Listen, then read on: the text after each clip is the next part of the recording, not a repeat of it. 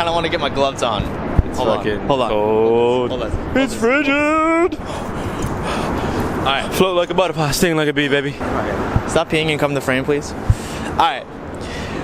I'm going to switch it up. Not only am I going to switch it up, but Sam over here. Sam, say hello. We're switching it up, people. We're going to switch it up. Now, normally I do vlog style episodes on my YouTube channel, but this is going to be more of a podcast style episode. It's going to be long format, and pretty much the thesis of our video today is how to feel superhuman. And the one key point, or there's actually two key points, is that we are both feeling superhuman, and two, we know exactly why that's happening. And the fact that we know why, we can make it replicatable. We're going to teach you how, we're going to teach you why, and we're going to allow you to do the same for yourself so you can feel superhuman like we are. So sit back, lock in, relax, enjoy. I hope you get a lot of this podcast. All that I want in this life is the chance to do my thing. All that I want in this life is the chance to do my thing. I want the top. All my people right there in the back of the spot. I need the top. If you know me, you don't know me to stop. I need the top. All my people there in back of the spot. Let them get shot. Yeah.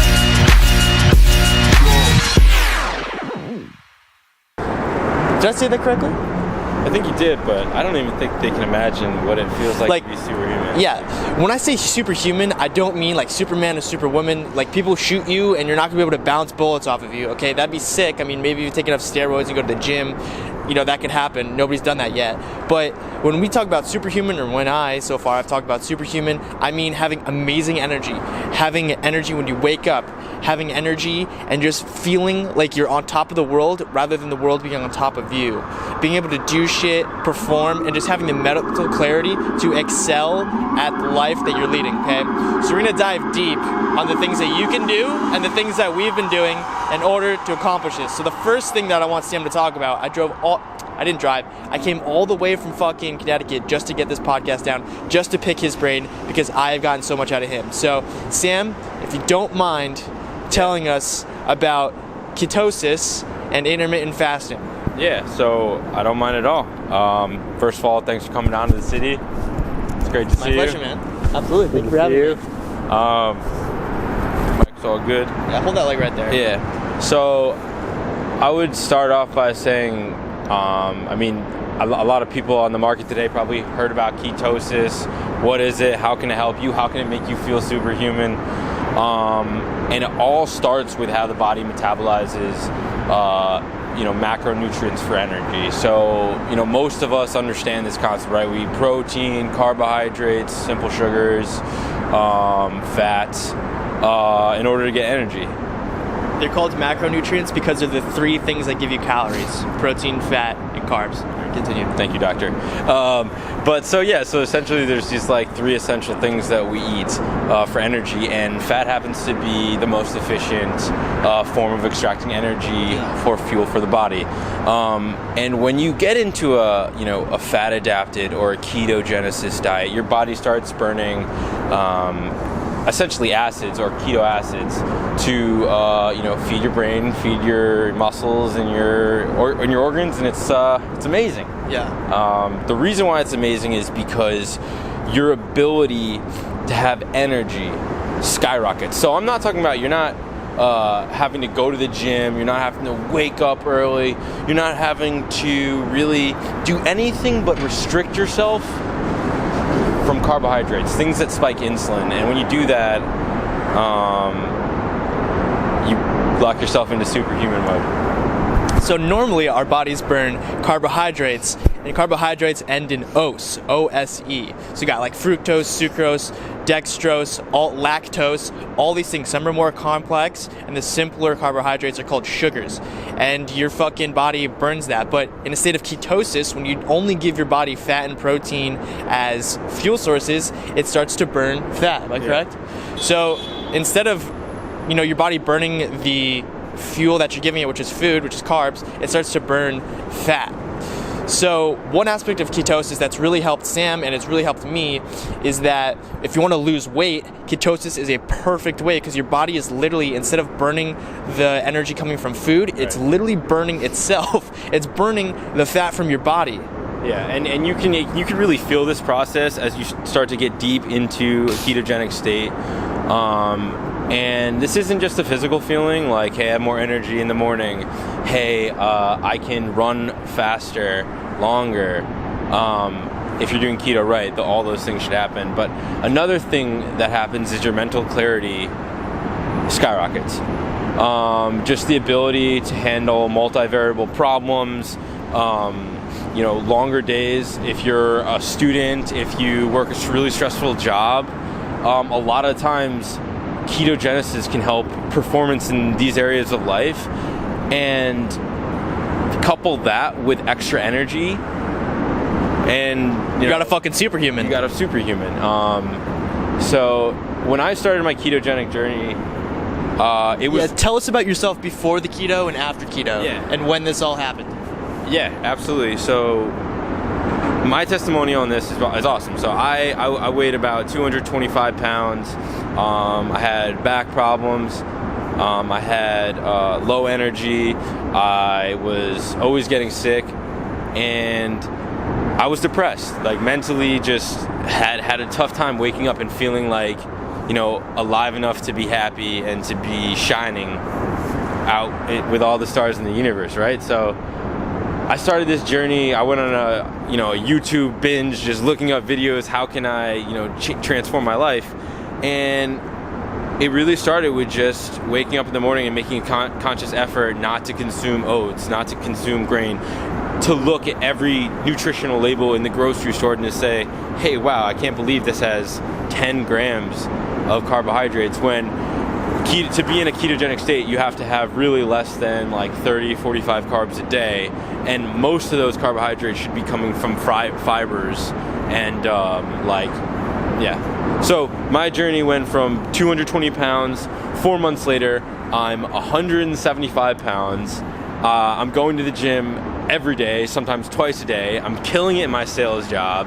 People are coming up to me that I've known my whole life, and they're asking me, how did I do this? I mean, when I went back to some of the restaurants that I would binge eat carbs at, and they saw me, I mean, they would take a double look. Like, everyone was really wondering, how did I transform my body in four months? How did that happen? How did my face get thin? Why did my confidence go up? One thing that I want to add is that Sam was overweight, but the cool thing about doing it via ketosis and intermittent fasting and traditional fasting, which we're going to talk about, is that there's no fucking extra skin. And we're going to talk about why that happens. It's a part of atrophy. It's a part of the body eating itself, and the skin just disintegrating as the fat gets absorbed and gets processed as energy. But continue, man. You look fucking great. You got no stretch marks. You got no hanging skin. No, okay. If he goes like this and waits for a taxi, he doesn't have a fucking slew of skin just back and forth. Evan's got a really great point in that when you lose a lot of weight in a short amount of time, you're bound to have some loose skin because your skin is an organ too, and it doesn't adapt as quickly as body fat, because body fat's not essential. It's used for energy, so when you burn it away, you're left with skin that's hanging out.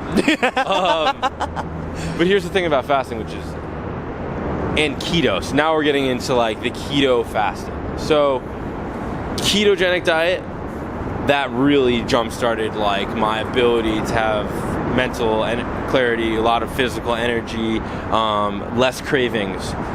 And then the results kind of plateaued, right? So that was tough for me, and I started to say, well, is this even worth it? Yes, it is. Because there's ways to enhance performance while doing a ketogenic diet. One way is intermittent fasting. That's whereby which I prefer to eat in an 8-hour window throughout the day, and then fast for a 14-hour period, 26-hour period. Sometimes I do 10-hour windows, depending on the day. But the point is, well, what were you gonna say? Well, generally intermittent fasting is 8-hour eating window. coupled by a 16-hour fasting window. And I do this too. I'll share my experience as well, but it doesn't have to be a stringent 8-hour. You know, the 8 hours isn't that important. It's just the fact that you wait 16 hours before the next meal. So between dinner and breakfast the next day is over 12 hours. Normally when you have like a breakfast, lunch, and dinner, and you normally eat breakfast in the morning, lunch towards noon, and then dinner at night, what tends to happen is that you only give yourself maybe like, I don't know, like 10 hours between, you know, the longest span of time between meals, between breakfast and dinner. I mean, between dinner and breakfast the next day. But intermittent fasting is pretty much just like skip breakfast or delay breakfast until you hit 12, 14, 16 hours, because there's a lot of fucking benefits. Some of the deeper stuff, which about, we will. You know, how these two methods, a ketogenic diet and intermittent fasting, really work synergistically to make you a superhuman. Yeah, and we will also explain how to do each one properly and the pitfalls of each one in this video. It's coming up. Maybe we'll just do that right now. Yeah, let's do it right now. So, you need to get on the schedule. Day one, there's no excuses.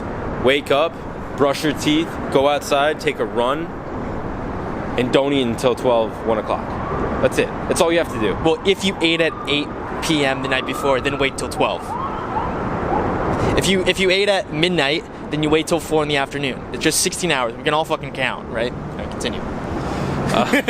But if you're working 9 to 5 in Lower Manhattan, then yes, it's wake noon. up, don't eat for 4 or 5 hours, and then first meal of the day, try to have protein, try to have fat.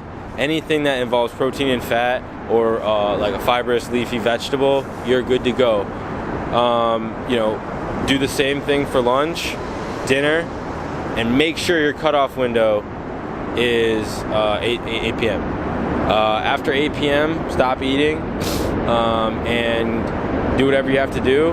Go to bed, read a book, do your homework, but prepare for the next day, because when you wake up in the morning, you've got an awesome superhuman activity that you can perform, which is fat oxidation. In the morning, when you're on a ketogenic intermittent fasting diet, you have an immense power in you. In that morning, you can get some serious work done. What's the difference, do you think, Evan, between like, you know, working out in the morning on a ketogenic intermittent fasting diet and not? Are you talking about the mental clarity aspect or the energy? I'm talking about the fat oxidation, because you are attacking those fat cells. You're going in and you're just saying, I'm in a fast, I'm burning fat as fuel, and now I'm gonna make these fat cells my bitch. Right? You're gonna go to the I'm gonna gym. kick them right out of the house. Yeah, and you're gonna explode. And what ends up happening is people see results much faster this way, working out in the morning, waiting until 12:1 to have their first meal, which happens to be, you guessed it, ketogenic approved. So fat, lipids, and proteins. And like, people, this is fucking simple as hell, and this changed my life. This technique is invaluable. It changed my life so dramatically that I share information with people, the people that I care about, my loved ones, people, you good people out there in the world, because you guys really have to know from like a real person, not a fucking fitness guy doing this for ad revenue, not a fitness woman doing this for ad revenue, you know, not someone that's like trying to profit off these techniques. Like I'm just a regular person, like that struggled with confidence, that struggled with mental clarity and mental well-being, you know, that struggled with weight. And every single fucking year I tell myself I was gonna do something about it to change, but no method I found was sustainable. No method. It didn't matter what I tried. Food portioning or exercising a lot, these methods push you to extreme points and you crack. On ketogenesis, you don't crack. It's a sustainable, healthy way to go about losing body fat and regaining mental clarity that's not currently present in many people that are consuming high sugar foods on a daily basis. So I'm going to touch on a number of points that Sam just talked about, and then we're going to get into what is the ketogenic diet exactly, the foods to eat and the foods to not eat.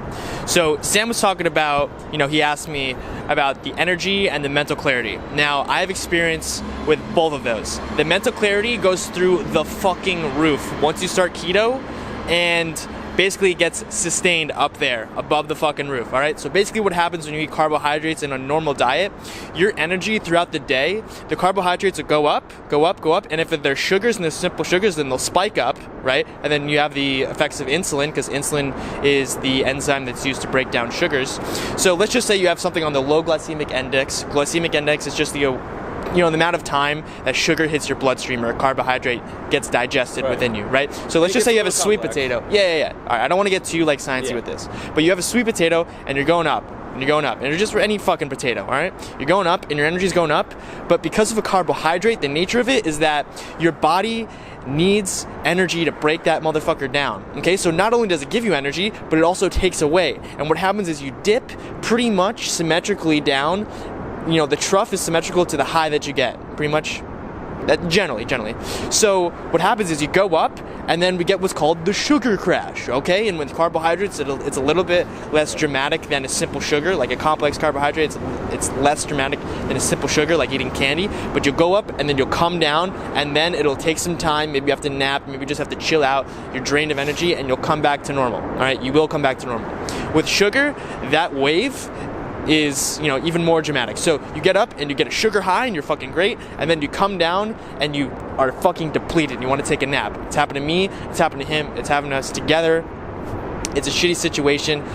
You're gonna completely fucking avoid that. When you cut out carbs, it's gonna be a little difficult because your body might be a little addicted and just totally running on carbs, and you have to ease into it. You want to get into a flow state. You don't want to just hit cold turkey keto, but basically you want to wean out the carbs completely, and you'll start eating avocados. You'll start eating more chicken, more fatty food, nuts, peanut butter, almond butter, nut butters, cashew butter. Actually, cashew butter has a fuck ton of calories. Fish, just fatty foods, good fat. You don't want to eat just butter out of a can or a jar, whatever the fuck you eat butter out of. Is great. Coconut manna is great. Absolutely.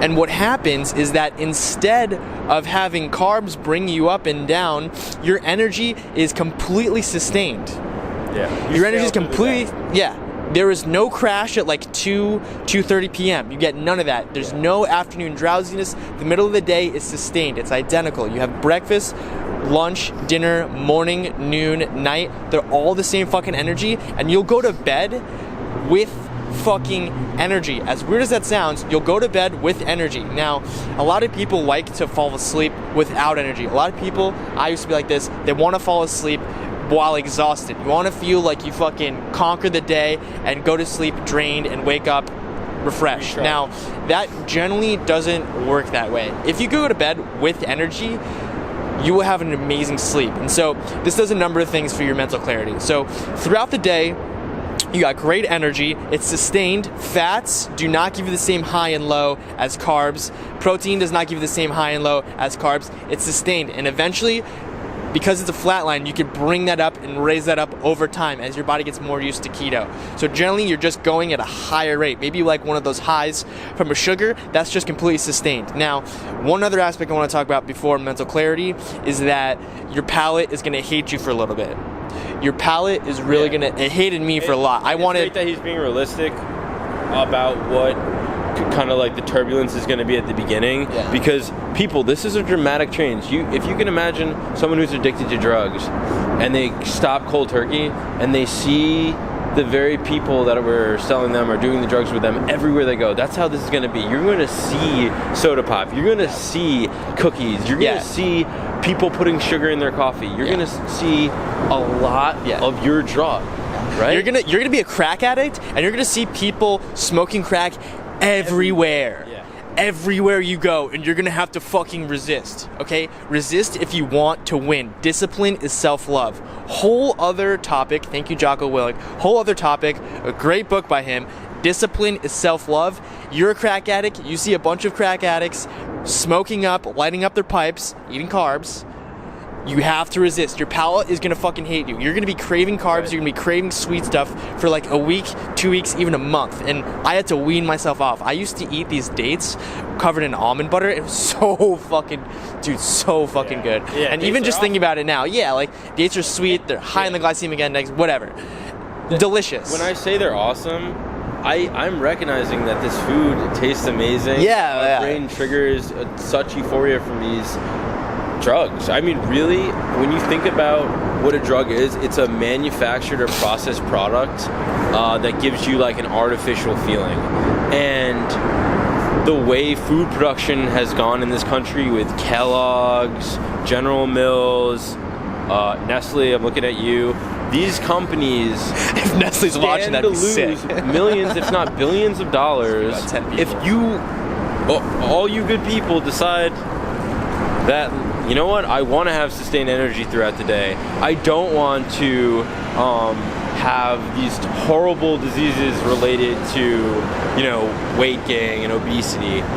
I don't want to keep giving these companies that are feeding me absolute fucking garbage my money.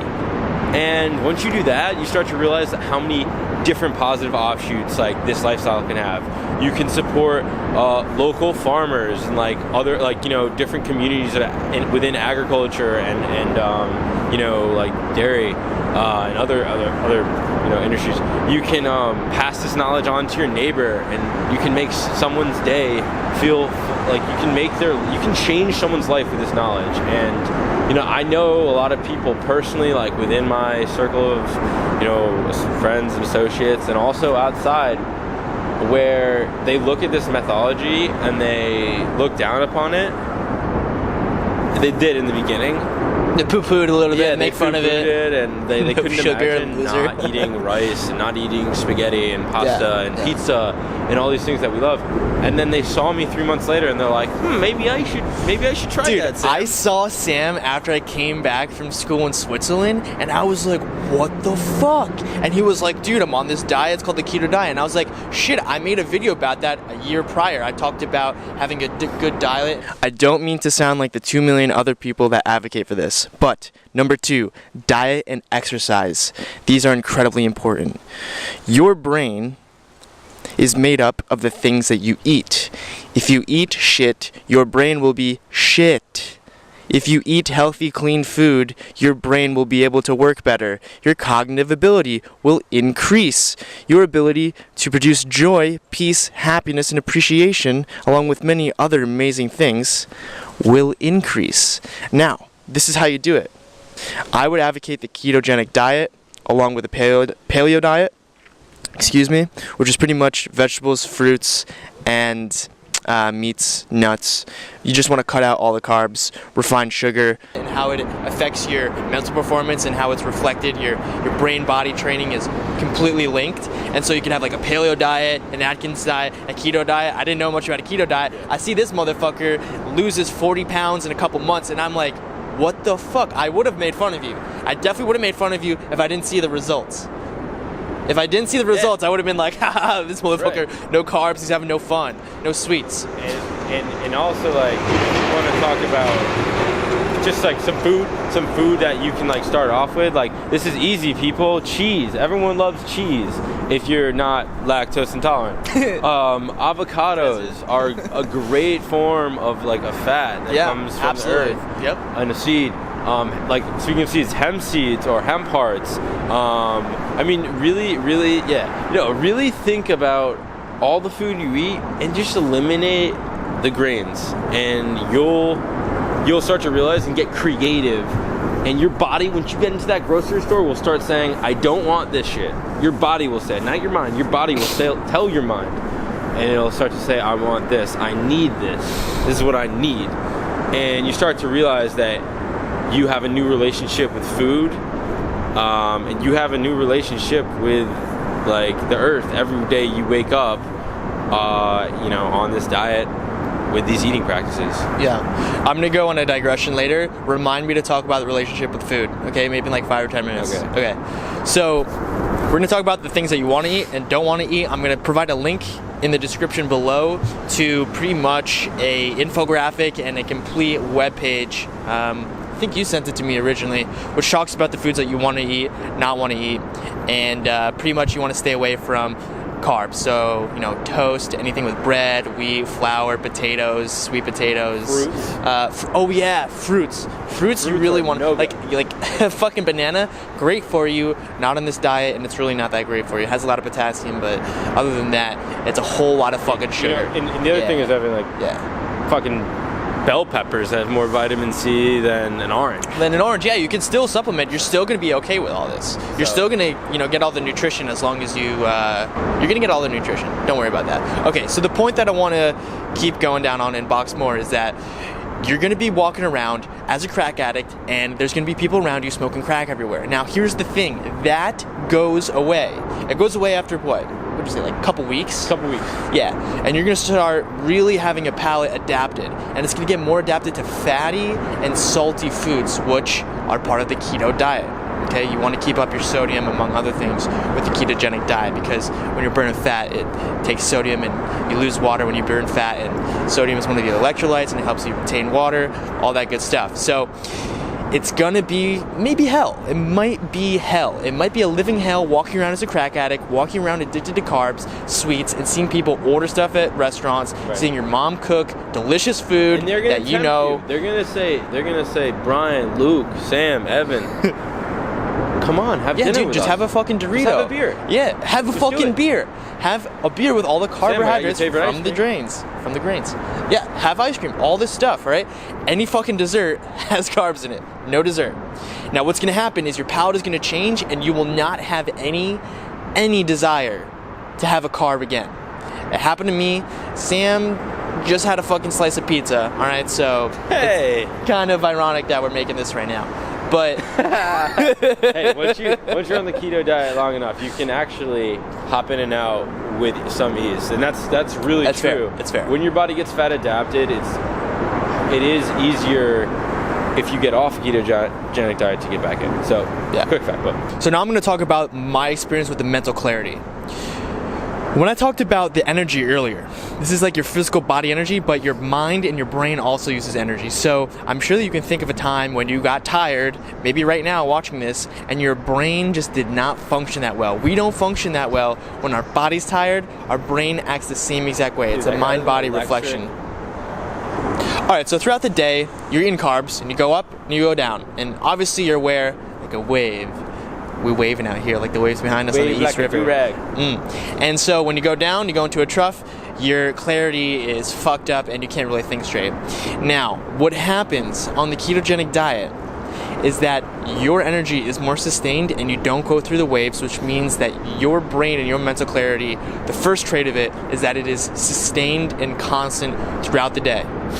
Not only is it sustained and constant, but the second thing, and I don't really know how to explain it, but you're just a lot more fucking clear without having carbs. And I think the reason is that because it takes so much energy for your body to break down carbs, because they're complex, and if they're sugars, there's a lot simpler, but it just takes energy to do that.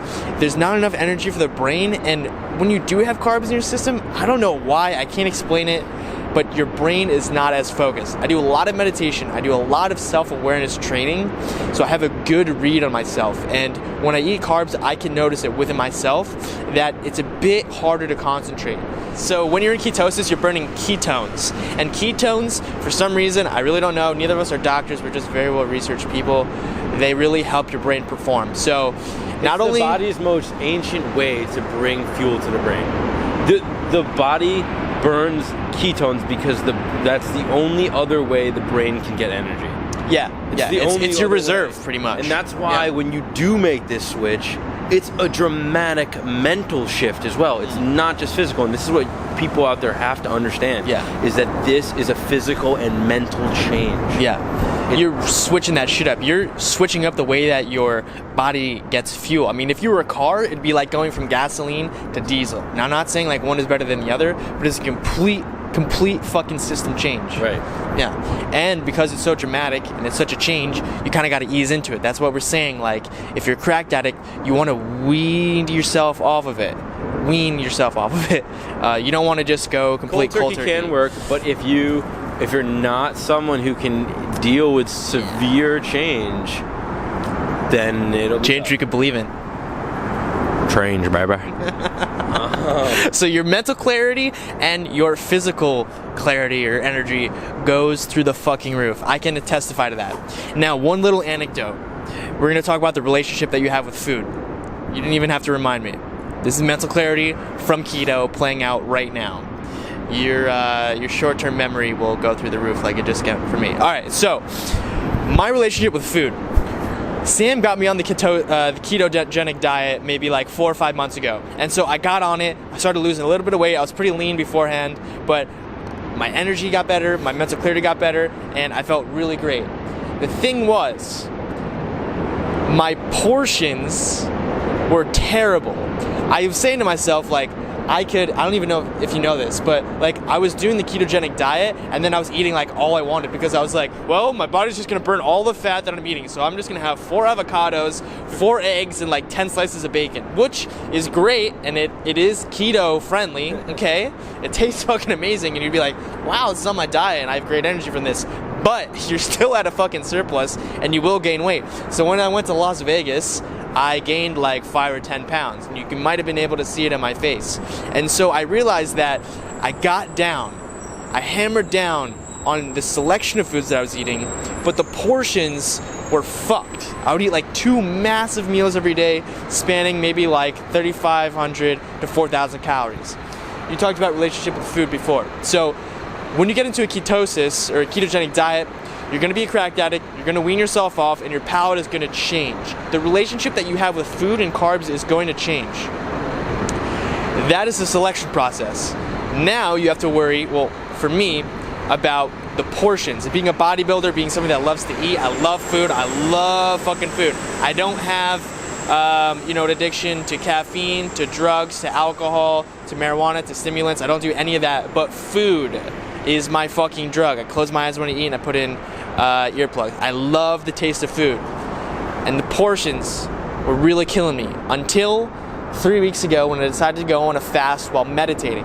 So I went on a 10-day meditation retreat, little anecdote, and I fasted for 4 days, 105 hours, and it really, really changed my relationship with food. Really, big time. When I could be still, having no fucking distractions, and just be one with my hunger. The time that I went back to food, when I refed for the first time, I looked at food a completely different way. It was no longer fuel, but like an enriching pastime and a sacred moment for me during the day when I could give my body some real energy and some love. Not to be cliche or anything.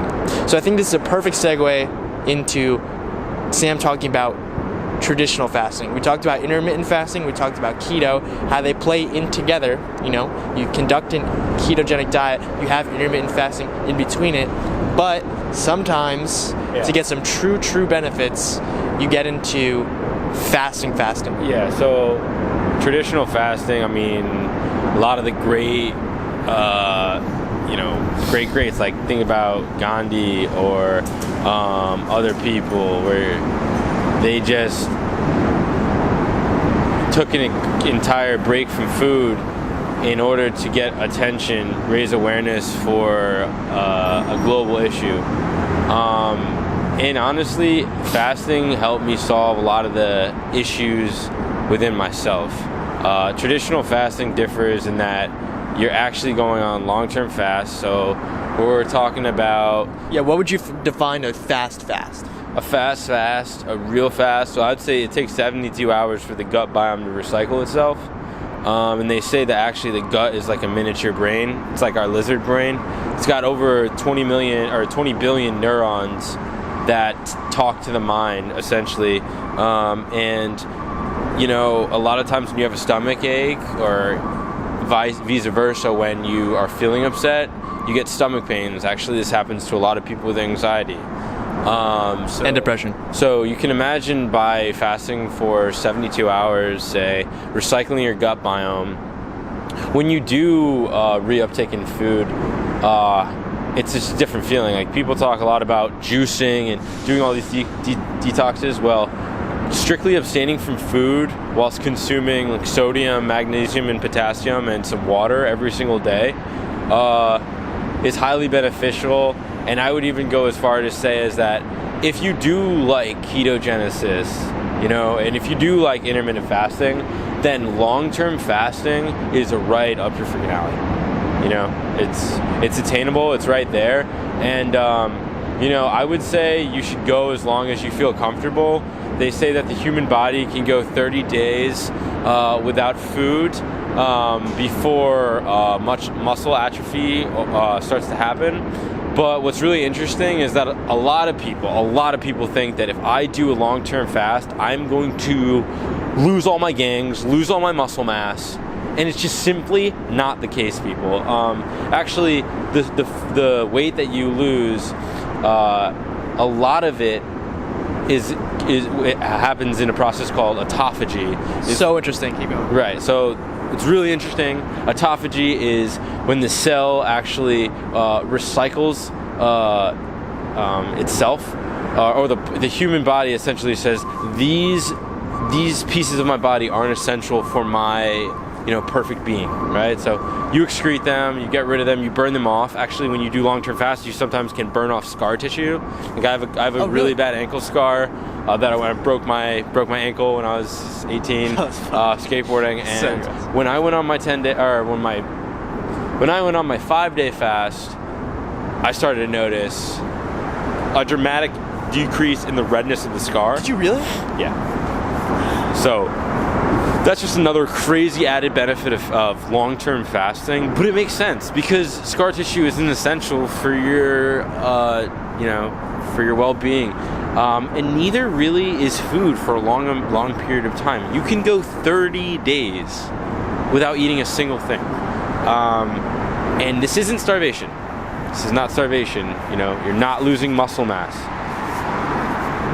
One thing I want to point out is when your body stops getting energy from food, it starts getting energy from itself. And it starts burning its own energy. It starts using itself. The fat and muscle is used as energy. Now, the weakest cells get used first because they are the weakest ones. You want to talk about this? You want to go deep on this? You want to impact this one? All right, well, I'm going to start this off with cancer. Everyone knows in their lifetime someone that's affected by cancer. Now, they think cancer is a genetic disorder, right? So there's thousands of different ways they think to treat different types of cancer. They know that cancer happens when a cell's nuclei becomes, deformed and starts replicating improperly organized organelles within a cell. Organelles are like mini organisms or mini organs within a cell. And what actually happens when you do long-term fasting is a process called mitophagy. The same thing that's very similar to autophagy, which is cells recycling. Please read up on autophagy. It was a Nobel 2016 prize-winning paper. It's amazing, but mitophagy is when the mitosis within the cell, which is the organelle within the cell that recycles energy and waste. Mitophagy is when that cell recycles itself and grows anew. So if you think about it, it's almost like growing a new liver, like within all your cells. And that way the cells don't get clogged up and they are not as prone to reproducing organelles and cells that could be tumorous or are unorganized. And that's what cancer is. Cancer is when cells grow in an unorganized way. One thing that makes cells grow unnaturally, like cancer form, is that there's something wrong with the fucking cell. And the cells that have something wrong with them get eaten up when you start fasting. So I remember listening to a podcast maybe a year and a half ago. Tim Ferriss interviewed this guy named Dr. Dom D'Agostino. And he was talking about how he would have patients that would undergo chemotherapy. And he had other patients that undergo chemotherapy while fasting for 48 hours beforehand. It was beforehand, right? Yep. It was either 48 hours to 72 hours. Beforehand, during, and after. Yeah, during chemotherapy. Now, objectively, if you didn't see this video, you would think that that person would be fucking crippled. Right. You think that that person would have no energy, they would have no way to stave off the effects of chemotherapy, and you think that they would probably be more negatively impacted by the chemotherapy. Lose more hair, have less energy, and maybe not even be able to recover from it. What's interesting is that it's the complete fucking opposite. The people that fasted for 48 to 72 hours were able, I don't know, one motherfucker ran like a marathon the next week. They're doing bench presses the same week afterwards. Think about the immune system. Think about the immune system, Yeah. right? When you're not eating, your immune system is getting, you're getting weak, all right? You're getting really weak. But here's what happens. When you go through that chemo, that shit destroys everything, right? But the thing is that when you're fasting, Hopefully including the cancer. hopefully including the cancer. But when you're fasting, it only can find the things that are not essential for your body to be, healthy, and that is the cancer, right? The other things have already been staved away because you're in a fast. That's why when you have the chemo radiation therapy, you get back from chemo, 48 hours later, you reuptake in food, and you grow an entirely new immune system, unaffected by the detrimental effects of the chemo. Yeah. So that's a huge, huge discovery, and it has a great impact to those people and to those people's families.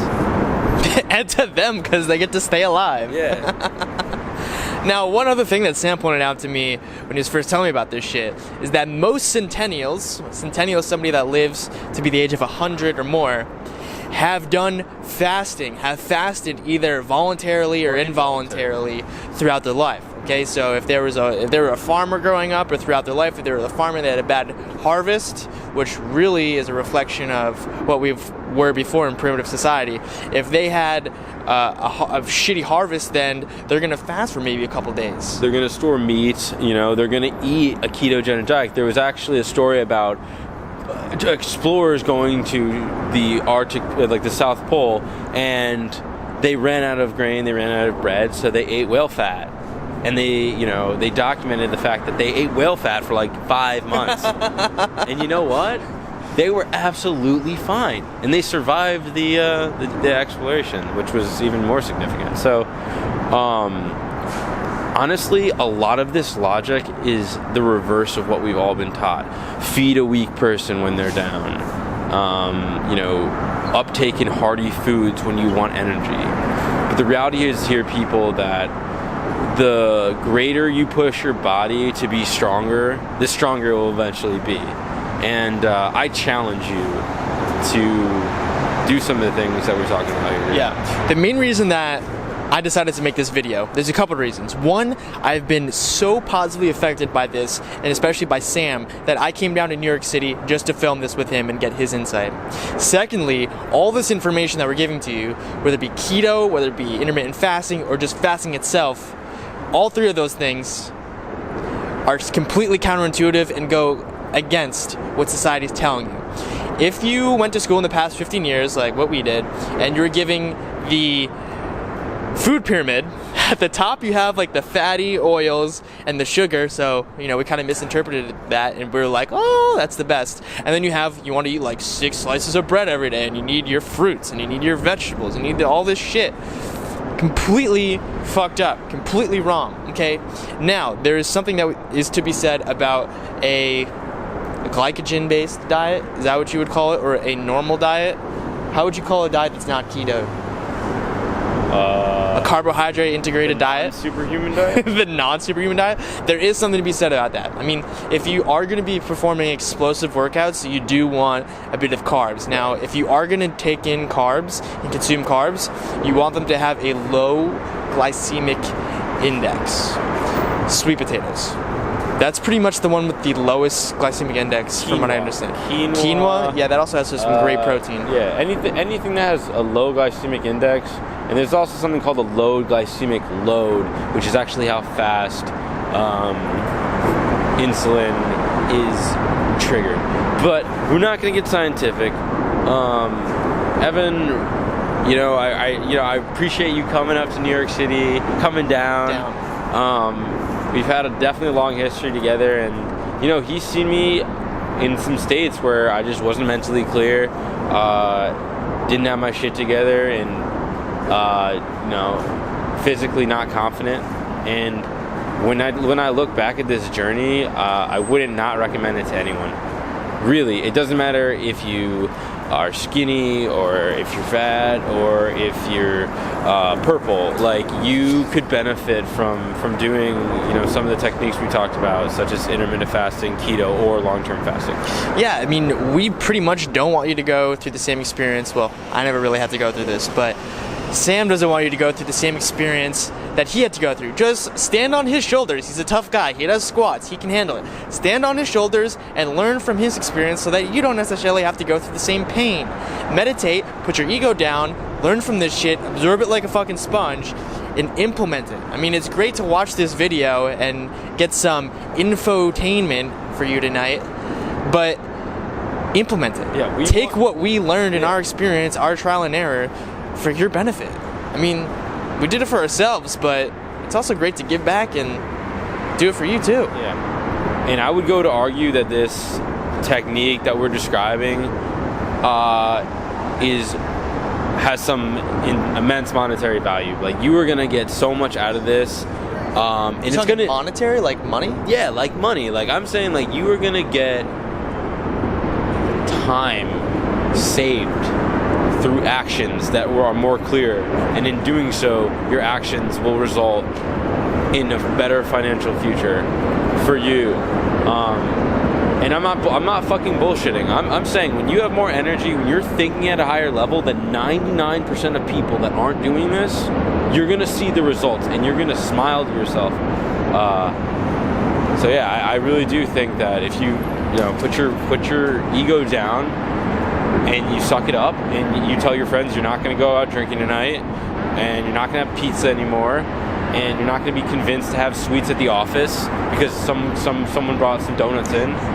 Because it's Joey's fucking birthday. Right. You're going to, after like 2 or 3 weeks, you're going to be like, this shit's easy. Yeah, what's going to happen is you're going to be walking around, everybody's going to be doing crack, and you're just going to be this normal sober dude, and you're going to be like, what the fuck? Why is everybody coping so fucking hard? And then you'll reach the stage where you're like, wow,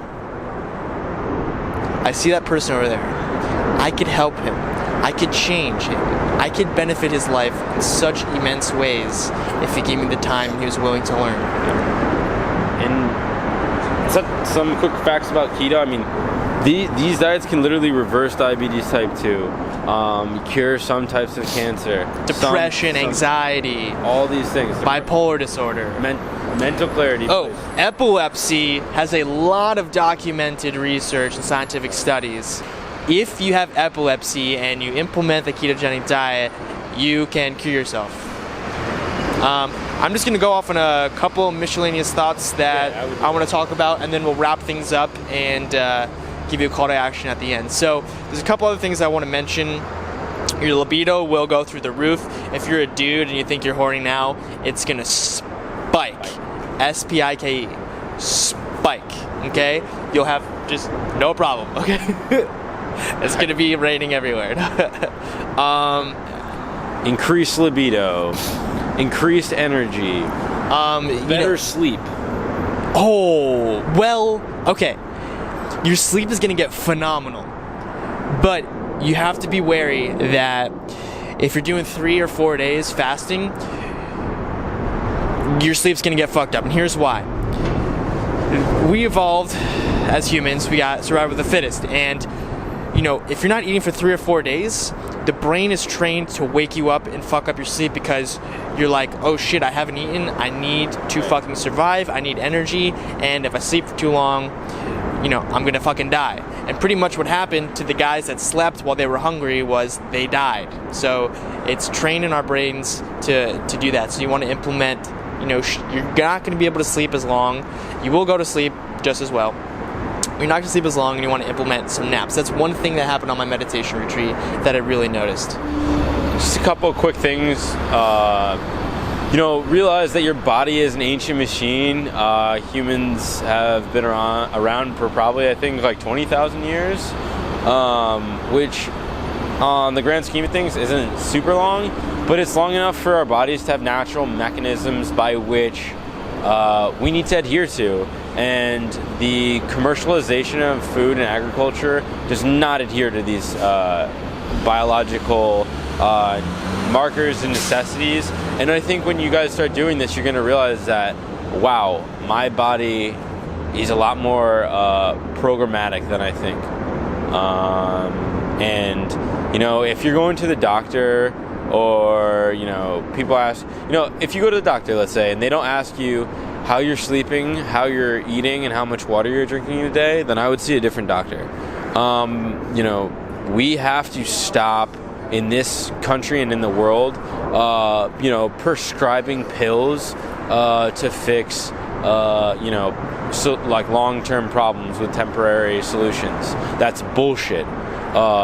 If you have in fact tried some of these methodologies whereby you abstain from carbohydrates and you intermittent fast and you exercise, and you're still feeling these different effects, then it's time to consult a physician, like one that's going to help you with your head with pills. One that's certified and isn't just making. But I swear to you, and I'll swear by this right now, Evan, that you know, mental illness is something that I think everyone in this country and in the world is affected by.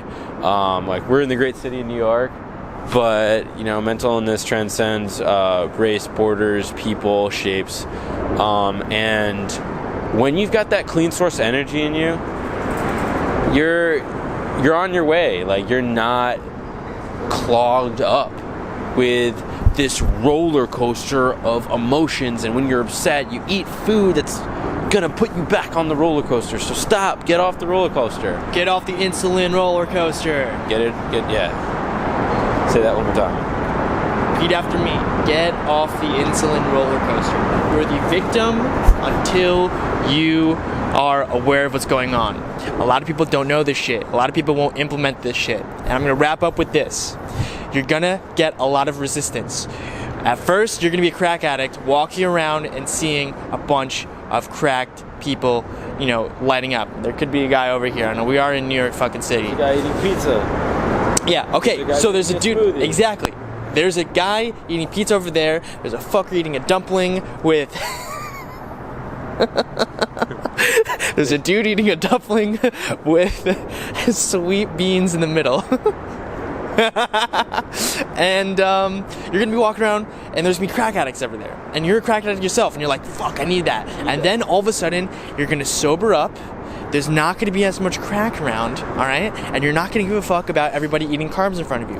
But you're gonna face resistance from your body, from your palate, from everybody around you, and maybe even like deep within yourself, alright? You're gonna face resistance. But here's the thing. We are with you.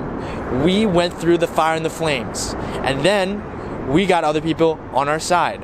We're with you. We're on your team. We love you. We believe in you. We had mentors ourselves who helped us. We didn't just come up with this ketogenic diet. We learned about this. We tested and refined.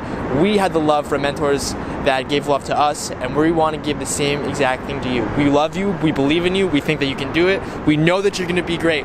We know that you are going to feel fucking superhuman. You're going to call us up. You're going to thank us for us, and then you're going to save our fucking lives and save the world. Amen. Thank you so much for watching. Last word, Sam? Keto, baby. Enough said. Thank you guys. Enjoy yourselves. Peace out. And one last thing. We did not even get into meditation. We did not even get into cold exposure training. And we didn't even get into breath work. These are just things that you can do with your food. Aside from that, there are ways to feel even more superhuman. Those are future videos. I experiment and I test more on myself. I'm not ready to expose those yet. There's some more exploring and self-discovery that I want to do. But for now, ketogenic diet, intermittent fasting, real fasting. Do it.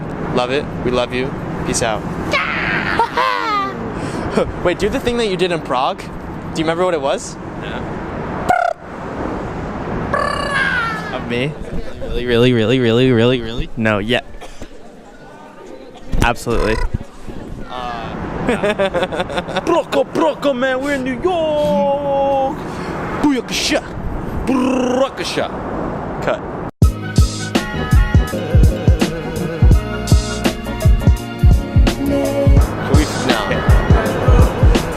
We're making a video about ketosis and intermittent fasting. You like that shit? Hell yeah!